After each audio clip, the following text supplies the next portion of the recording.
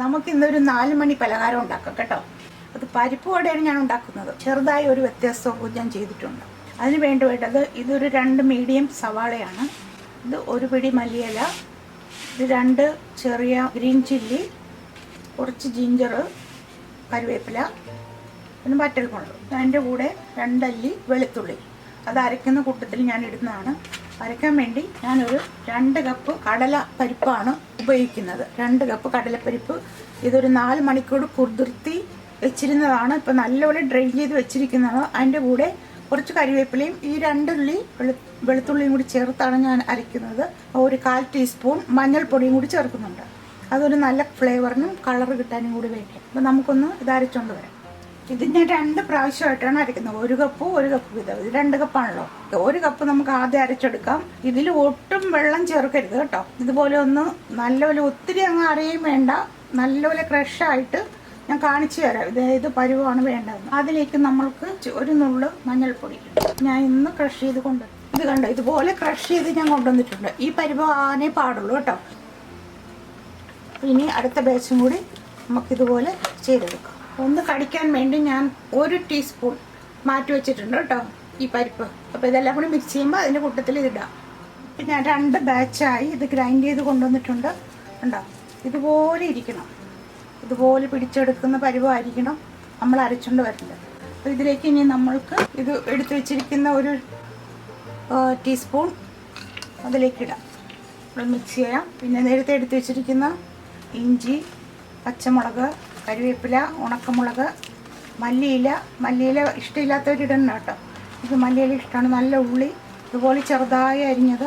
ചെറിയ ഉള്ളി ഉണ്ടെങ്കിൽ അതായിരിക്കും നല്ലത്. ഇത് ചുവന്നുള്ളിയാണ്, കുഴപ്പമില്ല. ഇതിന് നല്ല ടേസ്റ്റുള്ള ഉള്ളിയാണ്. പിന്നെ ഇതിന് ആവശ്യത്തിനുള്ള ഉപ്പും കൂടി ഇടാം കേട്ടോ. പിന്നെ കുരുമുളകിൻ്റെ ഇഷ്ടമുള്ളവർ 2-3 കുരുമുളകും കൂടി, കുറച്ച് ഒരു 1/4 ടീസ്പൂൺ കുരുമുളകും കൂടി ഇതിൽ ചതച്ച് ചേർക്കാം. പക്ഷേ ഞാൻ ഉഴുന്ന് വടയിൽ മാത്രമാണ് കുരുമുളക് ചേർക്കുന്നത്. പരിപ്പ് വടയിൽ ഞാൻ കുരുമുളക് ചേർക്കാറില്ല. അതുകൊണ്ടാണ് ഞാനിപ്പോൾ ഇതിലിടാത്തത്. എന്നിട്ട് ഇത് ഒരു 10 മിനിറ്റ് നമുക്ക് മാറ്റി വെക്കാം. ആ സമയത്ത് നമുക്ക് എണ്ണ ചൂടാക്കാൻ വെക്കാം കേട്ടോ. പാൻ നല്ലൊരു ചൂടായി വന്നിട്ട് അതിലേക്ക് എണ്ണ ഒഴിച്ചു കൊടുക്കാം. ഞാൻ വെജിറ്റബിൾ ഓയിലാണ് ഒഴിക്കുന്നത് കേട്ടോ. എന്നാൽ നല്ലപോലെ ഇന്ന് ചൂടായി വരട്ടെ.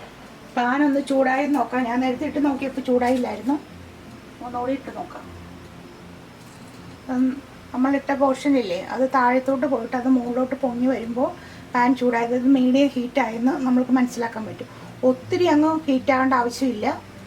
ഒരു മീഡിയം ഹീറ്റ് മതി നമ്മുടെ എണ്ണയ്ക്ക്. അപ്പോൾ നമ്മൾക്ക് ഓരോന്ന് ഉണ്ടാക്കി അതിലേക്ക് ഇടാം. കയ്യിൽ ഞാൻ ചെറുതായിട്ടൊന്ന് എണ്ണ ഇങ്ങനെ തടവി കേട്ടോ. തടവിട്ട് നമുക്ക് ഉരുള ഉണ്ടാക്കി എടുക്കാം. ഇതുപോലെ ചെറിയൊരു ഉരുളയായിട്ടേ ഞാൻ എടുക്കുന്നത്. ചെറിയ പരിപ്പോടെയാണ് ഞാൻ ഉണ്ടാക്കുന്നത് കേട്ടോ. അപ്പോൾ ആദ്യമേ തന്നെ ഇതുപോലെ പ്രസ് ചെയ്ത് നല്ലപോലെ കട്ടിയായിട്ട് നമ്മളൊരു ബോളാക്കി എടുക്കുക.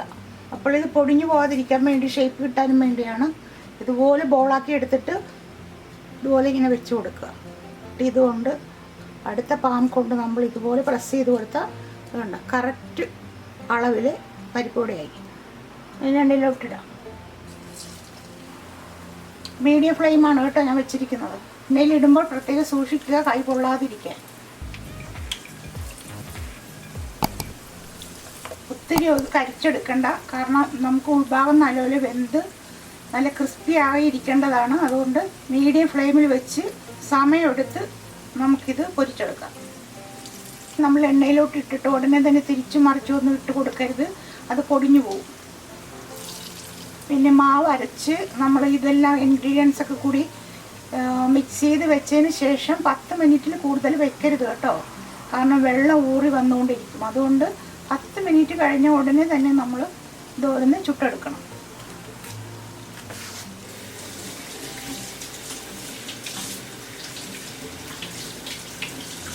വട ഇപ്പോൾ ഒരു വശം നല്ലപോലെ കുക്ക് ചെയ്ത് വന്നിട്ടുണ്ട്. നമുക്കിതെല്ലാം ഇതുപോലെ മറിച്ചിട്ട് കൊടുക്കാം.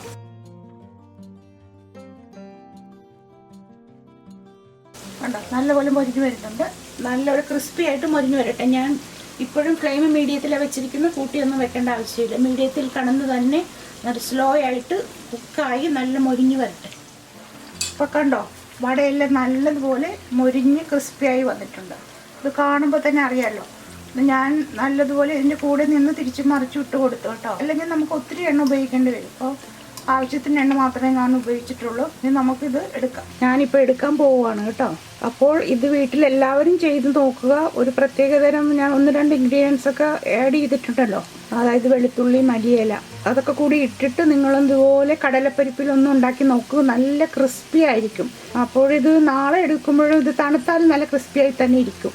അതാണ് ഇതിൻ്റെ പ്രത്യേകത. അതുകൊണ്ട് നിങ്ങൾ എല്ലാവരും വീട്ടിലുണ്ടാക്കി നോക്കിയിട്ട് അഭിപ്രായം കമൻറ്റ് ബോക്സിൽ അറിയിക്കണം കേട്ടോ. അതുകൂടാതെ സബ്സ്ക്രൈബ് ചെയ്യാനും മറക്കരുത്.